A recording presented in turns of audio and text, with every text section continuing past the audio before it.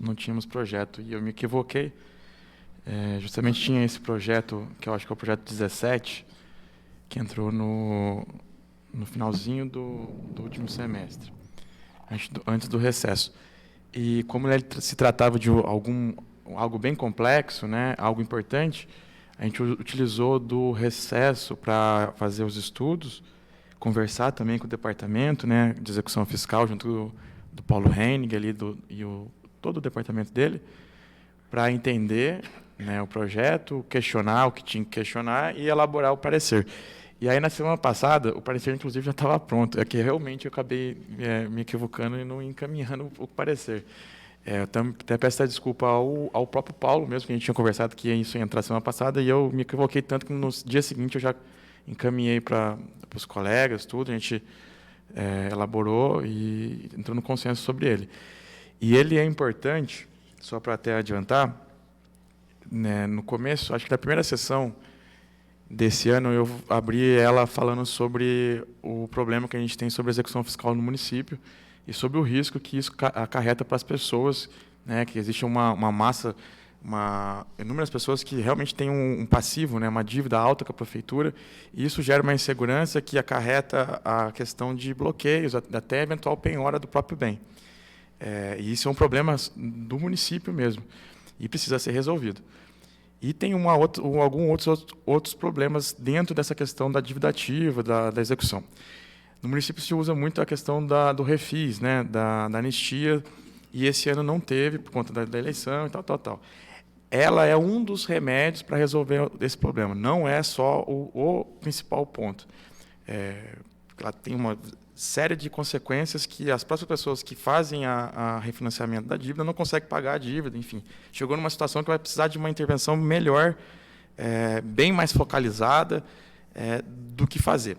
Bom, fato é que na Justiça, dentro do CNJ, TJ, STF, enfim, no país inteiro se discute como resolver isso nas execuções fiscais. Por quê? A demanda é muito alta.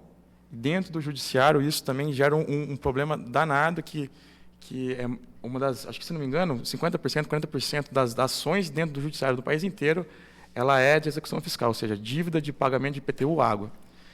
E o próprio judiciário não consegue resolver, porque não consegue achar bens, não consegue achar dinheiro para pagar, e dá uma dor de cabeça danada. O que eles chegaram na conclusão? Chegaram num estudo e conseguiram chegar a um valor, quanto gasta isso dentro do judiciário. Qual é o tempo que esse processo fica dentro do judiciário e o que acarreta daquilo de horas trabalhadas, chegar num valor, né? E é um valor alto. Bom, a Justiça hoje entende que tem um limite que ela mesma vai extinguir, ou seja, ela vai deixar de cobrar, o processo não vai deixar de existir. Se eu não me engano, são R$10.000. E tem uma série de condições, não é simples assim. Só que as prefeituras também têm que se adequar a essa decisão. É uma decisão vinculante, né, que vem do STF para cá, todas as prefeituras têm que se adequar. E o que é o central disso, que eu acho um avanço. Ela vai criar condições, forçar as condições que as prefeituras elas têm que se adequar, ela tem que criar vários mecanismos, vários métodos, várias ações, para que, antes de entrar com o processo, ela tente cobrar isso diretamente da pessoa. Não só via a anistia, trazendo a pessoa para renegociar as dívidas, cortando juros e multa. Trazer mesmo, para fazer um negócio, para propor um acordo, para ir atrás da pessoa, notificar ela antes de entrar com uma ação, antes de entrar, inclusive, com a dívida ativa. Então, cria uma série de formalidades que precisa atravessar a prefeitura para depois entrar com o processo. E isso, inclusive, depende do valor. Tem valor que, inclusive, nem vai ser cobrado, vai ser extinto. Então, é uma série de coisas. O projeto ele é grande, ele tem uma série de consequências que, como tem tudo isso que eu estou falando, eu fiquei um pouco entusiasmado e também ensimesmado para entender a profundidade disso. As prefeituras das regiões e do país têm se adequado, é algo muito recente, 2022 para cá, é muito recente mesmo, então até a forma de fazer, ainda eles estão conversando, criando acordos com os cartórios de imóveis, com os cartórios de notas, para chegar, porque a ideia é trazer mais informações para dentro da prefeitura para que faça corretamente, né? Que gaste menos e seja mais certeiro. Bom, Um dado importante é que o Paulo, junto com o Departamento de Execução Fiscal, ele tem realmente avançado em algumas coisas, uma estrutura bem interessante. Tem até um fiscal agora que trata justamente desse caso, né? Então, ele está indo na casa das pessoas para recadastrar a questão do IPTU, cadastrar quem é o dono, quem mora, quem que não é, para logo que for fazer a cobrança, se é que for fazer, já faça direto em quem está lá morando. E uma outra série de questões que eles têm implementado. Bom, estou dizendo isso tudo porque é uma notícia positiva. Naquela que eu tinha falado no começo do ano, eles já estavam trabalhando e continuam trabalhando para reestruturar essa parte que eu acho fundamental. Tem um longo caminho para resolver, o passivo é grande, mas os métodos, né, a forma que eles têm utilizado, parece que tem surtido resultado. E aí deixo uma notícia para os colegas, que quando precisarem, e eu também gosto muito de dados, quando precisar de algum outro projeto, seja de refis, seja desse, eles têm um banco de dados bem organizado. E, né, como eu disse, está sendo atualizado. Quando precisar de base de cálculo, de interesse, de saber qual é o bairro, onde que está com o maior passivo, a gente consegue ver através deles que eles estão categorizando isso agora. Bom, tomara que o projeto ele consiga ajudar, né, e a prefeitura consiga se estruturar, porque é algo que é a receita do município, né? IPTU, água, esgoto, é o que traz uma receita municipal local para fazer os investimentos. Então, muito importante que eles estejam organizando. E o projeto se trata sobre isso. Por isso, tudo que demoramos para fazer o parecer, porque a gente precisava de ler, compreender essa série de decisões que estavam aí. Passou pela comissão, passou pelo jurídico da casa, e passou 2 vezes pelo jurídico da UVESP também, porque a gente foi e voltou com as questões e também junto em conversa, né, sentado lá no departamento com o Paulo algumas vezes para a gente alocando. É isso. Mais alguma comissão? Passamos agora à tribuna livre. Não havendo oradores inscritos, solicito agora ao vereador primeiro secretário para que faça a chamada para a verificação de quórum. Antônio Ernesto Fagundes. Danilo Lima Cipollini. Presente. Edivaldo Elias Goulart. Presente. Isabela Flamino de Paiva. Presente. Ivania Aparecida de Souza Possati. Presente. Márcio Donizete de Souza. Presente. Richard Silva Ferfoglia Maguim. Presente. Sandro Aparecido Martins. Presente. Silvana Aparecido Ferreira. Presente. Havendo quórum, passamos agora à ordem do dia. Solicito ao diretor da secretaria para que anuncie as matérias da ordem do dia. Não há matérias. Solicito ao diretor da secretaria que anuncie as matérias da ordem do dia da próxima sessão. Também não há matéria. Concedo a palavra aos vereadores para a explicação pessoal.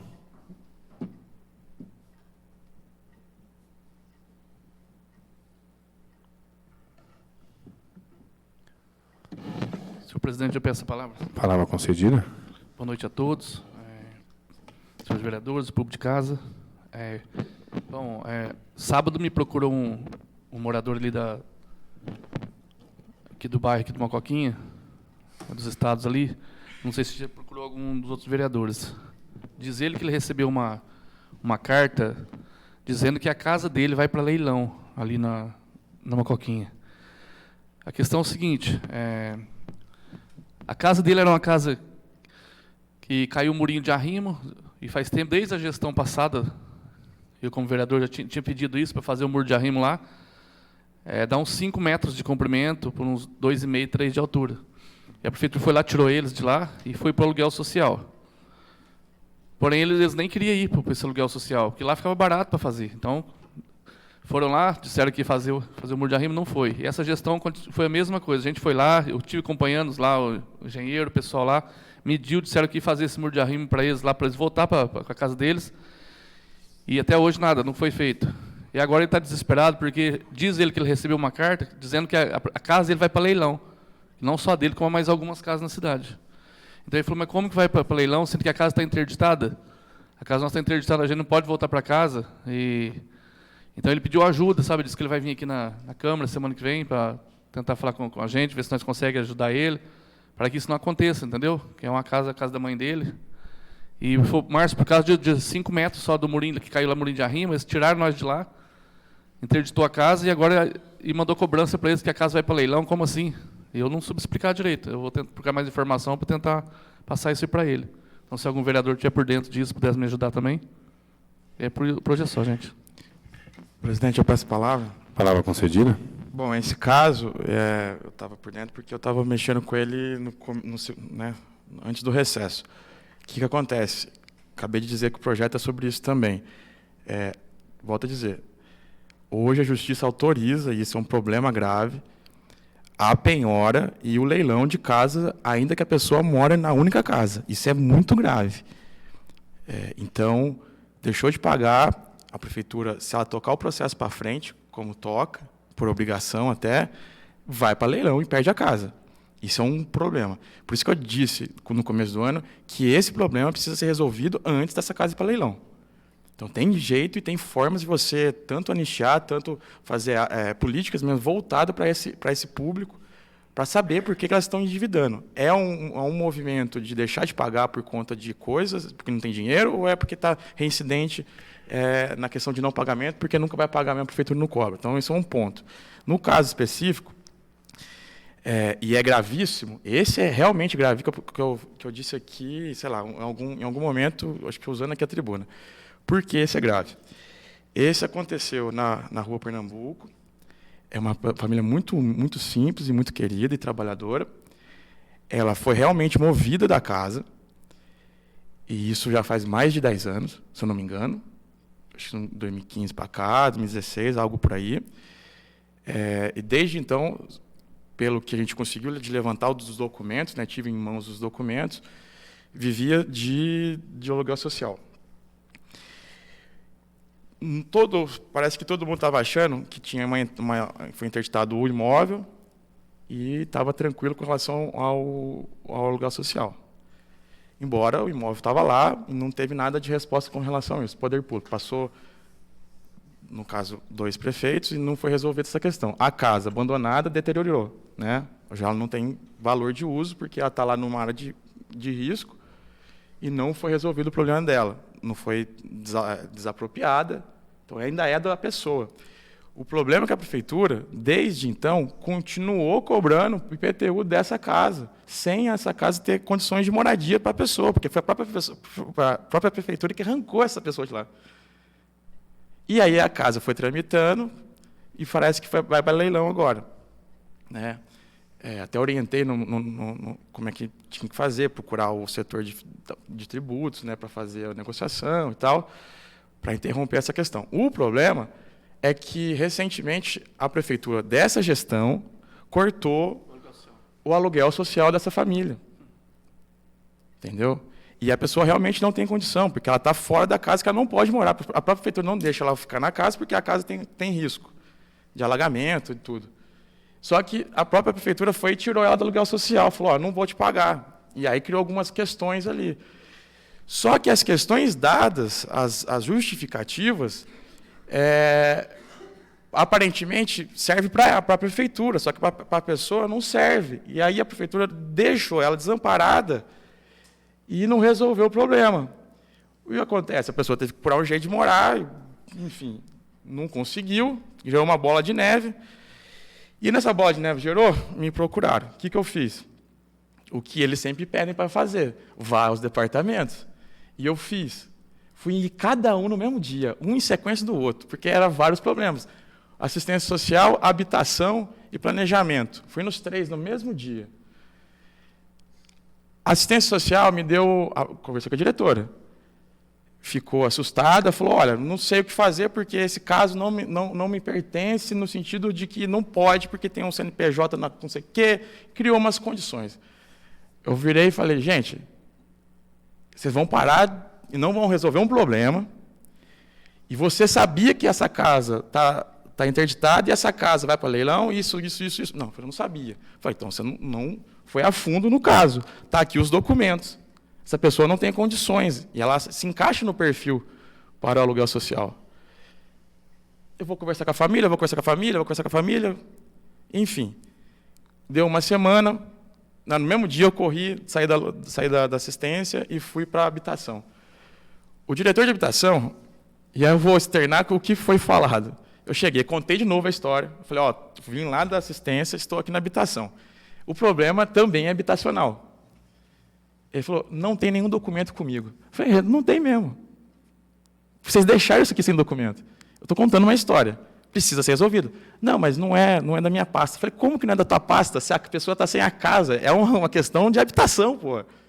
Mostra, mais uma vez que eu já disse, a prefeitura, nessa gestão, não tem nenhum programa habitacional. Ela tem do aluguel social, que é na pasta, na alçada e no dinheiro da assistência social, que é uma confusão danada que é feita, que é só para 1 ano, e se perdura para mais de ano. É um grave problema da gestão que ela não resolveu.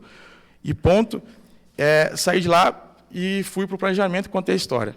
Em 1 semana, até que moveram os pauzinhos e foram atrás para entender a situação. Chamaram a família não foi resolvida.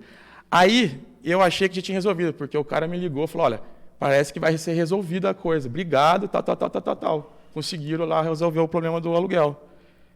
Fiquei tranquilo. Falei, opa, resolveu a intervenção nossa. Não é que semana passada, que é o que o Márcio está falando, está certo? Me ligaram também. Falaram, olha, Maguinho, preciso de ajuda de novo. O negócio não andou. Eu falei, mentira. Falou, não andou. Estamos sem aluguel social, estamos sem a casa e a casa está indo para leilão. E aí, depois falam que eu falo demais. Eu dei uma seduzida aqui para não ter muito problema. Então, coloco aqui um problema que é verdade, me acompanhe com os documentos e mostre assim a ineficiência de alguns departamentos que não resolveram um problema antigo. Antigo.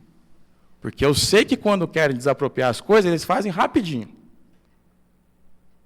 Numa casa de 10 anos, não resolveram. E a pessoa está sem aluguel e sem condição de moradia. Imagina quanto de aluguel social já foi pago para eles. Não era mais fácil fazer 5 metros de muro de arrimo lá para eles lá? Só uma para ver. Agora deixa a família perder a casa. Mais alguém, pessoal, para fazer uso da palavra? Então, agradeço aqui a todos. Palavra concedida? Eu quero fazer um agradecimento hoje para o Paulo Exídio. Estava com um problema lá na fumaça da entrada do Lafayette para diante lá, estava a estrada fechando, eu tinha feito um acordo com o João não resolveu, mas só que o mato foi fechando, e eles faziam vídeo daquilo ali, mandava e falava, e eu tinha falado que o João ia fazer, porque o João não resolveu no momento, não sei porquê, que a prefeitura não pôde resolver no momento, se era problema de roçadeiro, sei lá. Aí eu falei, não, então tudo bem, não vai, se não for fazer, eu vou fazer, eu pago do meu bolso, vou fazer. Aí estava ajeitando para arranjar uma roçadeira para roçar lá, o Paulo, você estava apresentando com o Paulo, para você não vai para o dinheiro do teu bolso, não. Nós temos a equipe lá na Casa Lavoura, nós repartimos o grupo, então tem um grupo que é meu, marca o dia que eu vou lá, eu mando ele lá na roça.